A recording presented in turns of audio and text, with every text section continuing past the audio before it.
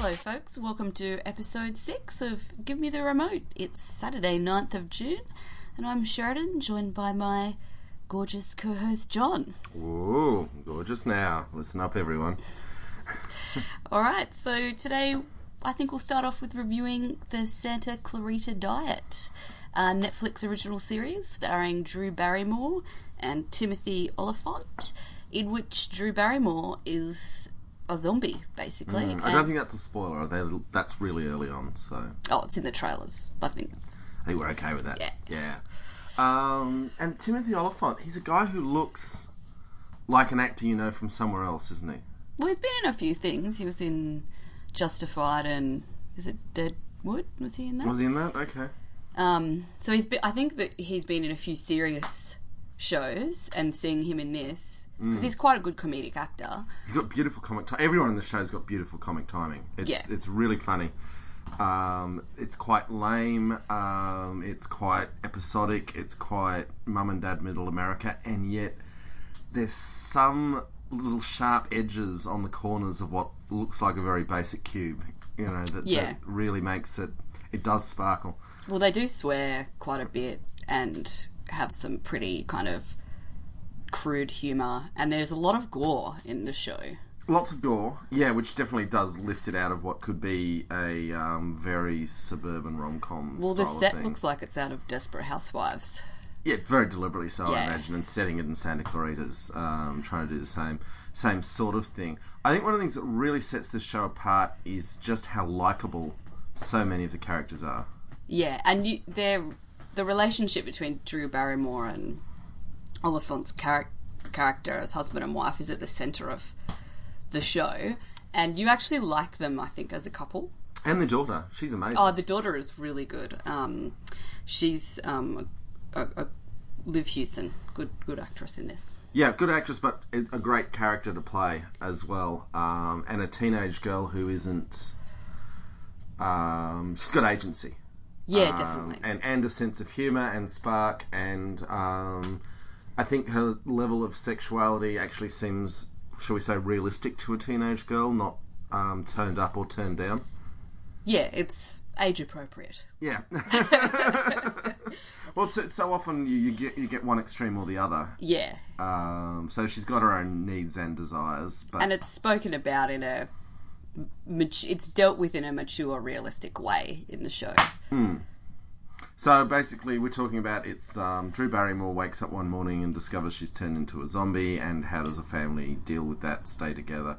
I mean, it's unbelievably unrealistic in all sorts of ways, but it is a movie about zombies. So they do actually make a lot of jokes about it being unrealistic. Like, a lot of the humour is actually them kind of acknowledging the absurdity of these situations that they get themselves into, which actually makes the show not necessarily more believable, but you're more willing to go along with it.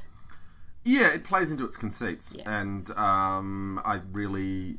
Fundamentally, I mean, we've watched the first 2 seasons, and as soon as Netflix tells us the next one, we'll probably dive straight into it. Well, it has just been renewed for a 3rd season, actually, I read, so... There you go. I think maybe, for me, the concept might get a little old. I don't know if it's got much more than another season in it. I hope they wrap it up on a high. Yeah, and don't flog it forever. But they have done quite well with renewing it and bringing in new concepts and new characters.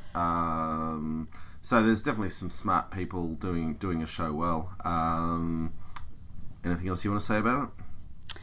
No, I mean, I think it is enjoyable. You've only got so much time to watch shows on Netflix, but it is a pretty good evening of binge-worthy TV if you want something lighthearted that's not going to make you think too much. So I would probably give it 3 stars. 3? I'd give it a solid 4. Okay. I actually, I often complain in this podcast about shows and movies where I just don't like any of the characters.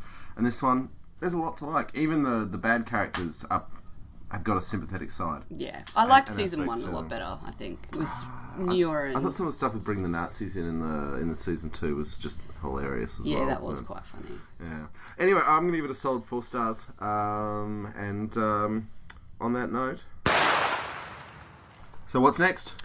Alright, let's stick with the leading ladies and do The Break with Michelle Wolf. Quite a different show from Santa Clarita Diet, but funny women. Humour on Netflix. Humour on Netflix. I think it's a Netflix original as well. It's really unusual for Netflix because it's a weekly current affairs. It's the sort of thing broadcast TV used to do. I mean, and still does.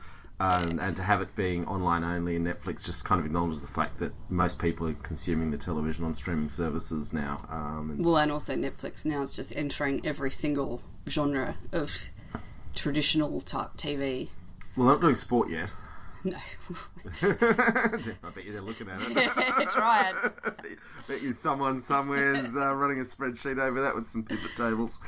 So Michelle Wolf, for anyone who was living under a rock this year, was pretty famous earlier this year for giving the roast at the White House Correspondents' Dinner.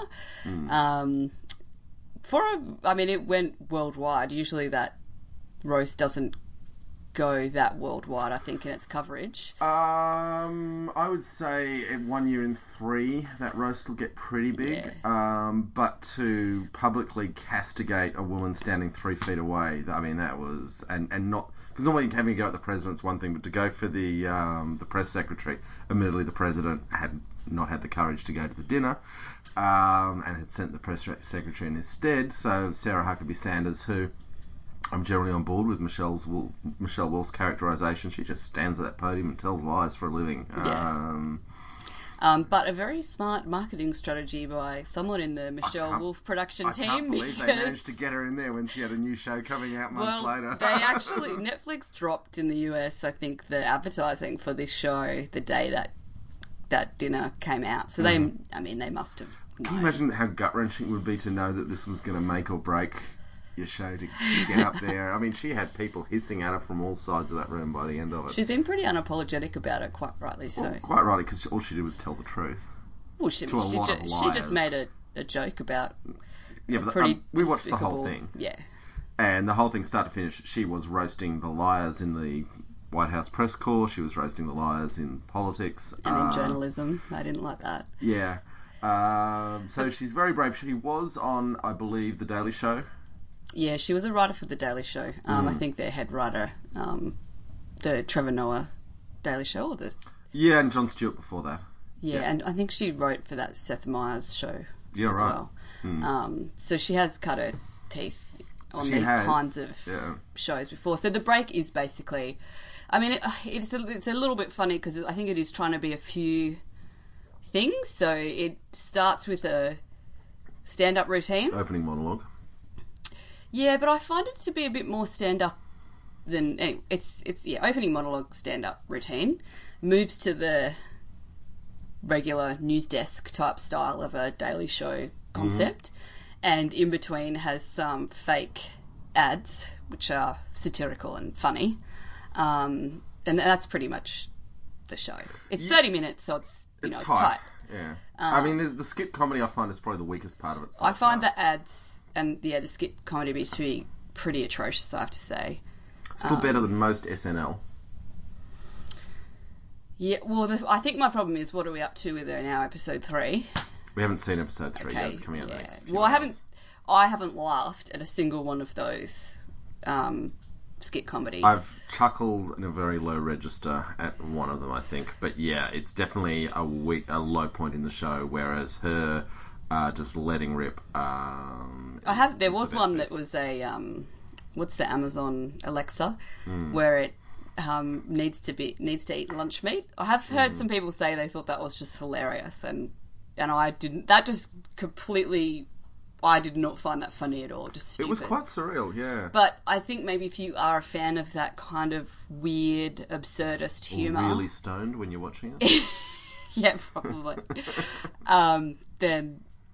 You might like it. So maybe it's just that they're not that kind of her humour in that way is not my bag. But she says that she's not going to be political, but she is political as long as it's funny. In fact, she's very political. But she covers a broad range of topics in her stand-up and news desk segments. Definitely bent towards feminist humour. Which is great to see. This is one of the awesome things about Netflix is she would never have been funded for this show on a mainstream TV network. No, a mainstream TV network has to please 99% of the audience, Yeah. or it's not displease 99% of the audience, whereas Netflix can make something that 49% of the world despises, and if only 5% of the whole world likes it, then it's a huge raging hit for Netflix. Whereas I think definitely Michelle Wolf's humour and viewpoint is skewed towards, dare I say it, a younger, better educated audience. Definitely, yeah. And she's definitely skewering some sacred cows of, dare I say it, the old white man, of which I'm rapidly becoming part of that demographic, but always been a bit of a maverick.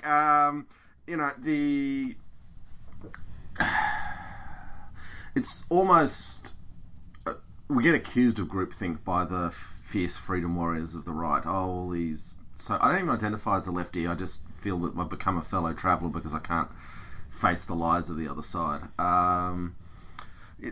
So there is a consensus that she feeds into, absolutely, but it's generally a consensus built on research and education and a clear-eyed view of the world. That's interesting, actually. Where are the right-wing humour? Where are the right-wing comedians? I guess Roseanne Barr would be your example of that. I think Roseanne's a more complicated beast than to say she's necessarily right-wing. And there's just a lot of, I mean, all of those kind of Daily Show style, John Oliver kind of, they're all quite leftist.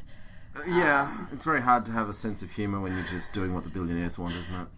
Well, they've got to find something funny. They need to laugh too. Poverty. You know what they find funny? Poverty. Homeless people. They just can't get enough of that. Look, Michelle Wolf, I'm looking forward to it every week.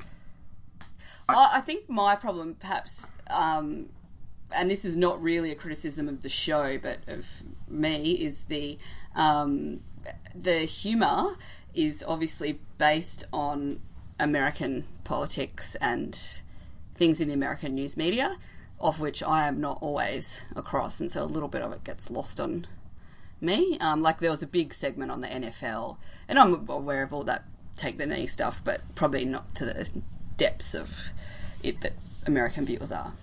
So fortunately, we don't have police brutality in this country, so our athletes can stand not sure to the clear conscience. No, I don't think it is. I think we've got a lot of police brutality in this country. Our athletes just don't care.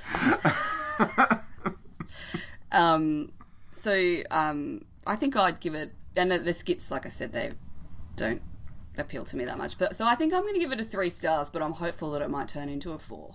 I thought the second episode was much stronger than the first episode. I thought the first episode was still worth watching. If it continues on this trajectory, it's going to be the best show in the universe in about 3 weeks' time.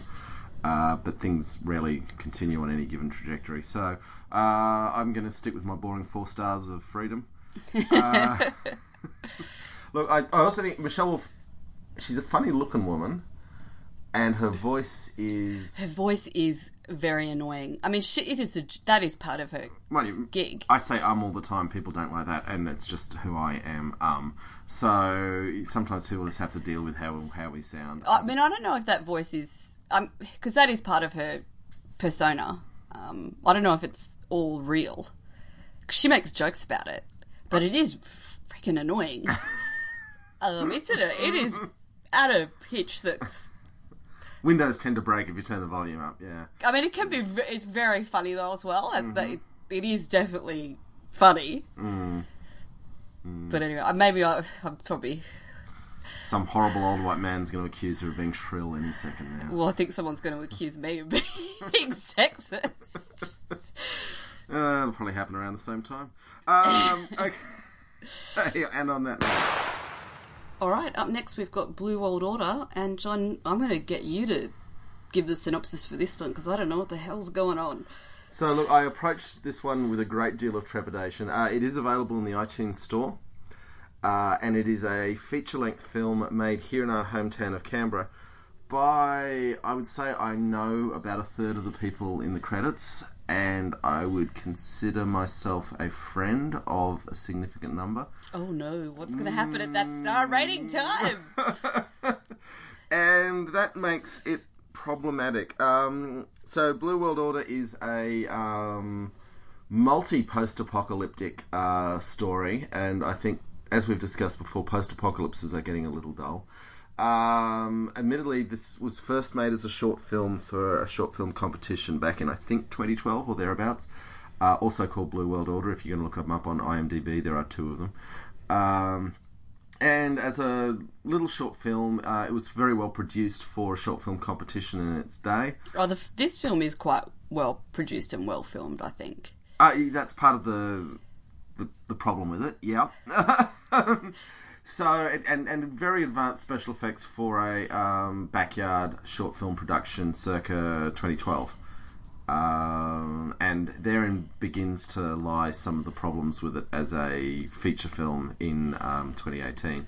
Now, admittedly, I think they did most of the shooting 4 years ago. It's had a very long, painful gestation, as you often get with a backyard movie production. It's starring Billy Zane. Somehow managed to... I assume they offered to pay for his food and accommodation for a couple of weeks.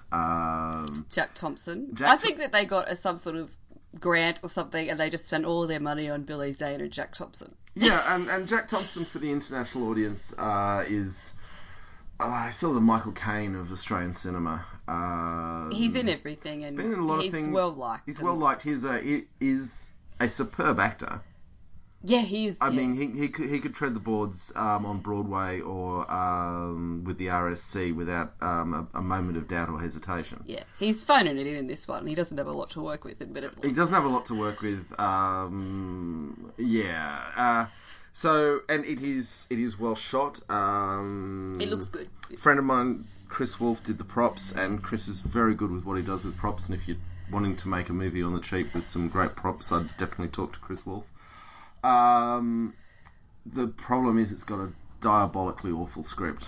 Yeah, I mean, I think for me, I was probably about, I don't know, I think this scene happens probably 10 minutes or something in, where the main character, who has just woken up in this post-apocalyptic world, he hasn't just woken up, he's been living in the 2 years in the bush for 2 years in the wilderness and doesn't know what's happened, which is somewhat unplausible in itself. But anyway, so his daughter gets injured and he turns up to a camp where Jack Thompson's there as playing a doctor, and he's carrying his unconscious daughter, and there's no desire from any of these medical professionals to check this girl over and see whether she's dying or just unconscious. Rather, they just go on a walk slowly where Jack Thompson fills him in on all the things that have been happening over the last 2 years, thus also filling the audience in a very unoriginal way.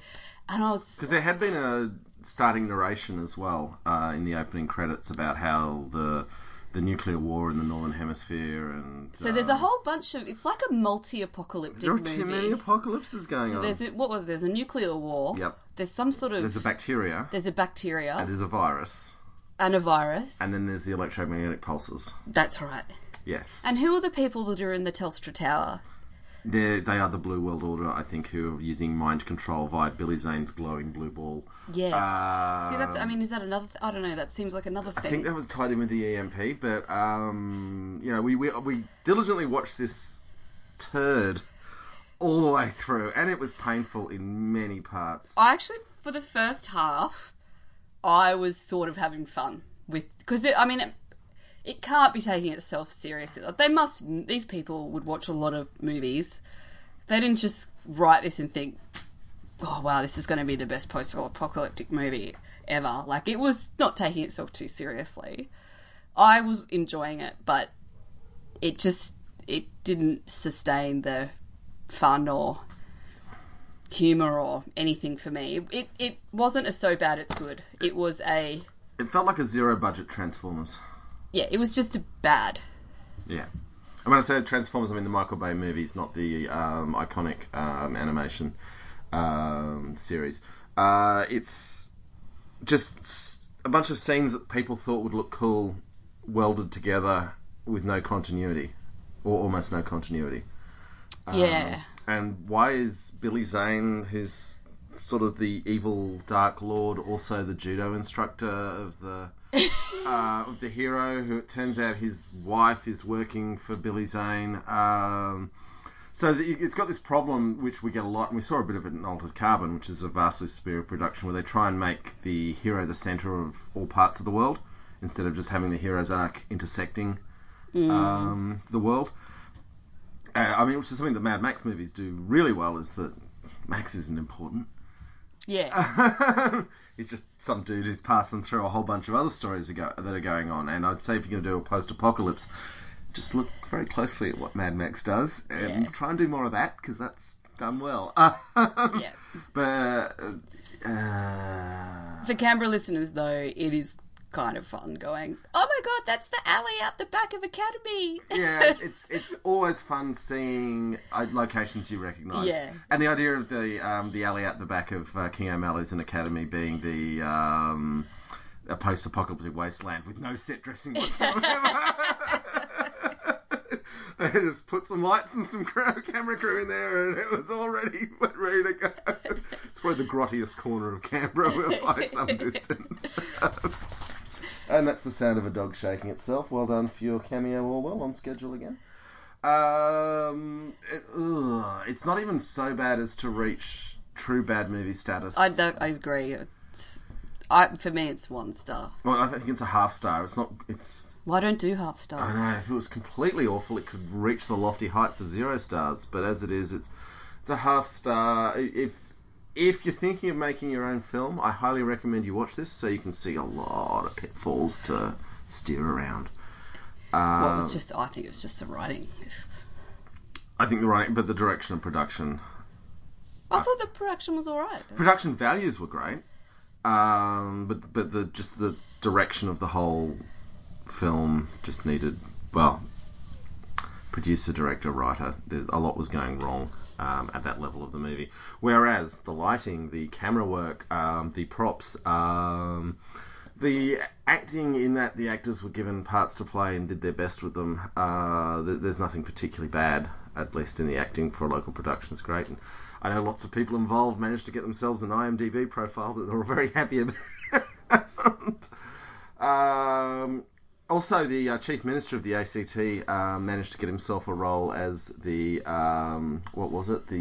the looping DeLorean civilian. Right. Yeah. Yes. What was with the DeLoreans, other than the fact that someone knew someone with a DeLorean and thought, hey, DeLoreans are cool, and no one's ever made a movie with a DeLorean at the centre of it ever before? They don't seem like very practical cars for the post-apocalypse. Well, either. the one bit was at least when the gull wings could all open up and they could all go pew, pew, pew with their laser guns. Just put down an automatic window of your... Or stand on the back drive. of a ute like everyone else who fights in a post-apocalyptic war zone. Or even a war zone in the modern era. A ute is the weapon of choice if you want to go pew, pew, pew with your... Well, we don't have laser guns in modern wars, but they're coming real soon, according to Blue World Order. I love the fact that in the post-apocalypse we get ray guns. Oh, God. We've talked for nearly 10 minutes on what is a regrettable stinker in local movie making. You're giving it a half star? I'm giving it a half star. All right. And you gave it... 1 star. 1 star. So, was that for the production? Well, I've not given out a 0 stars yet, and I do think the production was alright. And I like seeing Canberra. Yeah, I like that. I just wish someone had spent longer writing the script than they took shooting the film. I agree. Okay, what's next? Up next, we've got another movie that is very difficult to explain, or film, I should say. HyperNomalisation by Adam Curtis. So for people who are looking for this, you can actually download it or stream it from YouTube. I think that's the only place it's available in Australia. Vimeo is probably better. Okay, Vimeo. Yep. So it was made for BBC iPlayer, so if you're in the UK, I think you'd be able to get it through that. Yeah. Now, for context, Adam Curtis is an archivist at the BBC, and his shtick, which he does probably better than anyone I know of in the world, is he digs through the archives and he finds old interviews with interesting people who are going to become much more significant in world affairs decades after they've given the interviews. But in these early blushes where someone's just sat them down in front of a camera and talking about what they're planning to do, and they just sit there and talk about all the evil, horrible ideas they've got and what they're going to do with them. Bitter Lake explains the Middle East in ways that you'd otherwise probably need to undertake a postdoctoral degree. or Watched Over by Machines of Loving Grace explains the intersection of artificial intelligence and the financial markets. We've done Bitter Lake. Ghost in the Attic was Margaret Thatcher and how she made her family live in the attic of Downing Street so that she could recreate a fantasy land of Britain's past glories in the rest of Downing Street. And HyperNomalisation, the most recent of his that I know about anyway, has a weird segue through Syria, which has a lot of interesting stuff, and then looks... Sorry, you want to say? I was going to say the overarching concept of the premise of the film is that Curtis follows an argument that was raised by a Berkeley University professor who argued that in the dying days of the Soviet Union, everyone knew the system was broken, but because they didn't have an alternative system to go to, they just sort of carried along and pretended everything was okay. And he's positing that the West is currently in a similar situation where there's been a creation through various power structures of a fake world that's run by corporations and a complex system of monetary transaction to keep people in power, and that the rest of society knows this system is broken but doesn't have an alternative, so it's just following it along in its merry way, and the government puts forward distractions like spectacles to distract people from the real problem and issue, which is the overarching system. I think that's the way I would summarise it. It's very, very difficult to summarise this film. It's very complex. Yeah. And obviously, I mean, even saying that, it does sound... It can have a tendency to run off into a little bit of conspiracy theory. Yeah, and some rabbit holes, although they're really interesting rabbit holes. I mean, just the footage of the New York City bond defaults in the 1970s that basically led to New York City being handed over to a group of banks, which was a financial crisis that had been engineered by those banks. And then who did they turn to clear out New York City and turn it into a billionaire's playground? Donald J. Trump. So a lot of really early footage of Trump talking about what he's trying to do and what he's thinking about. And then some really interesting stuff about how Russia today under Vladimir Putin literally has theatre scriptwriters and movie producers being paid by Putin to run opposition events to create enough sense of opposition, which is also a really Orwellian thing, that the government's going to run the resistance as well as the government. And he's got the interviews. It's definitely happening in Russia, and then you say, well, what are they doing here like that? And that really starts to mess with your head, I guess. It's not a happy... I've never felt happy watching an Adam Curtis documentary. In fact, they always make me feel sort of sick to my stomach as I realise what's going on around me.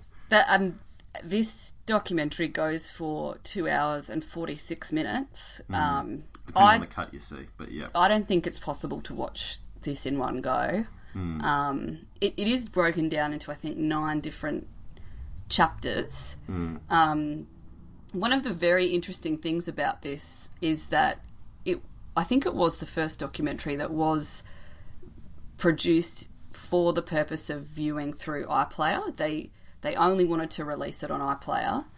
And so the way Curtis designs it is actually for people that view their TV through the internet. So it's actually designed to stop, look up Wikipedia about something, go back, look back over at one of the chapters that, might be related to one of the last ones. Like, you can kind of consume this in a multitude of different ways other than just starting at 0 and ending at 2 hours 46. I would also say there's one general issue with everything Adam Curtis has done is that the production values are terrible. Anything he adds, it looks like it was done by, frankly, sub-high school. What really? In what way?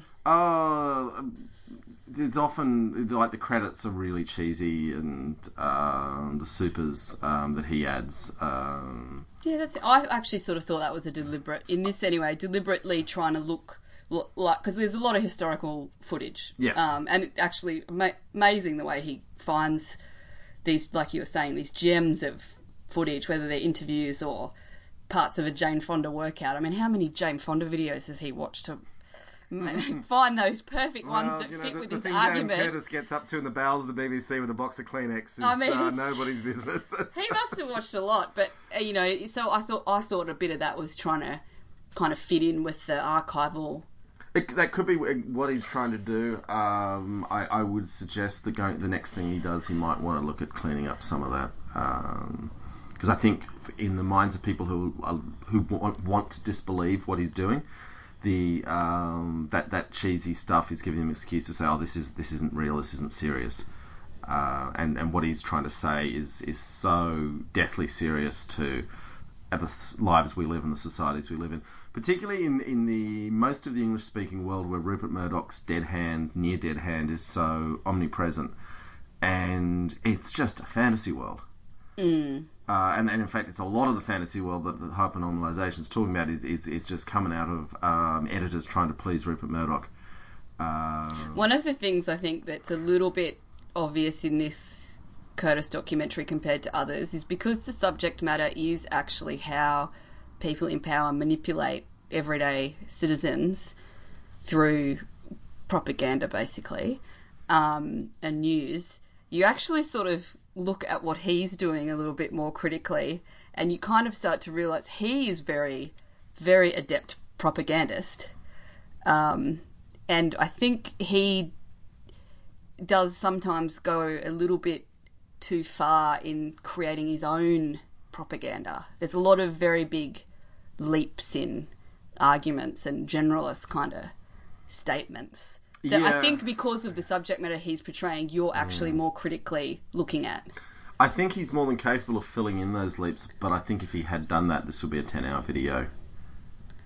He makes some very, very strange links between historical events that you would never... Well, I had not thought of. I mean, that whole analysis about the Lockerbie bombing and Gaddafi and Syria is very, very interesting for me, and not at all a presentation that you get in mainstream media. I mean, the fact this was on the BBC, I think, is quite... Yeah, I mean, I can remember a sort of a similar event, 9/11, that there were some things that happened on that night when we were watching TV that were either just misreporting or misinformation that's snuck through, or that have since been completely whitewashed, and you just don't know which. And I think part of what Curtis is saying, initially after the Lockerbie bombings, everyone was saying, oh, Syria, and there was a lot of reasons to say it was Syria, and then the narrative changed to, no, it's Libya. And he's questioning why that narrative changed and what actual evidence there was to support that. You can spend a long time. You'll never get the real answer in a lot of these things either.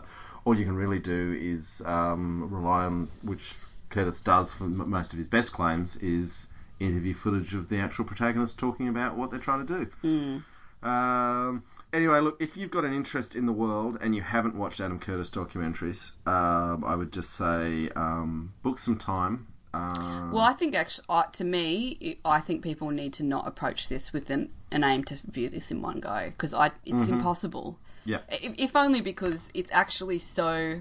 dense. It's so dense, and it's not a fun show to watch. It disturbs you about the world that we live in, and being disturbed to that level for 2 hours and 46 minutes, you know, you don't want to be part of society after doing that. So I would, be splitting it up. Yeah, I'd also say watch it with a friend if you can.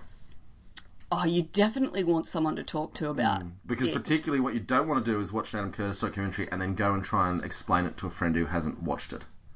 Well, that's why I was trying to... I mean, I feel like we needed to explain it for the listeners to some extent, because otherwise you're like... But it's very complex to explain. But if you like history, politics, thinking about the world that we live in and where we go to from here, I think this is just... And so that to me is everyone. I think everyone should watch this. Yeah. Even if you decide at the end of it you want to reject the conclusions or even reject the constructed narrative, I think you'll be making better decisions about how you view the world if you've been through that process. Yeah, I don't think it is. I think that it is very one-sided, and he does leap to some pretty sort of crazy conspiracy theory conclusions that I don't agree with, but I think really important still to watch it. I'm going to give it 5 stars. Yeah, I've watched it more than once, and I will watch it again. I think it's great. I do not have the courage to dock Adam Curtis a star. I wouldn't want to argue with him about anything in particular either. He's probably one of the most well-informed human beings on the planet, and it's a real tribute to British society that he can exist and create the way he does. Oh, no, props to the BBC for letting this guy loose. I mean, I don't think the ABC in Australia would be doing that. I don't think they'd be letting Annabelle... Imagine the screaming in Parliament. They wouldn't be letting Annabelle Crabb go down into the archives. To look at Jane Fonda workouts. Yeah. Maybe they already have. Look, I think we're just about to the end of the episode. I just want to make a big shout out to Ron, Sheridan's dad, who it turns out is a keen and avid listener of the show, and has started watching Ali Wong comedies based on our recommendations. So HyperNomalisation next, Dad. Yeah, I look forward to your views on Adam Curtis, Ron. Look, everyone else who's out there, if you've got anything you want to say, please do drop us an email to gmtrpodcast@gmail.com. Or via the various comment boxes on all the multi-platforms that this show turns up. I will say we'll go so far as to promise to read out the first 5 comments or responses we get, so get cracking, folks. Anything else you want to say? I'm just very worried about what these emails or comments are going to say now. Yeah, well, we'll probably star out the obscenities. But, it's your chance to be in a podcast, people. Come on. And on that note, we'll probably say goodbye till next week. Thanks, folks.